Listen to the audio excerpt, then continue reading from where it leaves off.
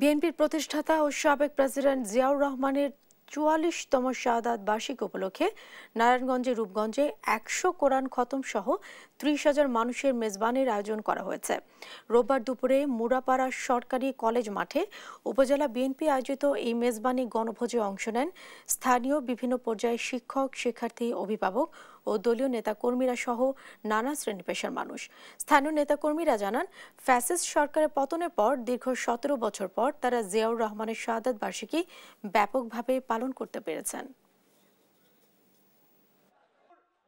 বিগত ১৭ বছরে অনেক সময় আমরা এই ধরনের প্রোগ্রাম করতে পারি না। আমরা যখন এই ধরনের প্রোগ্রাম করতে গেছি তখন আপনার বিভিন্ন সময় আপনার ১৪৪ দ্বারা জারি করেছে। আজকে এই রূপগঞ্জের বিএনপির অবস্থান আমি যদি বলি, রূপগঞ্জের বিএনপির অবস্থান 90% লোক বিএনপিকে পছন্দ করে।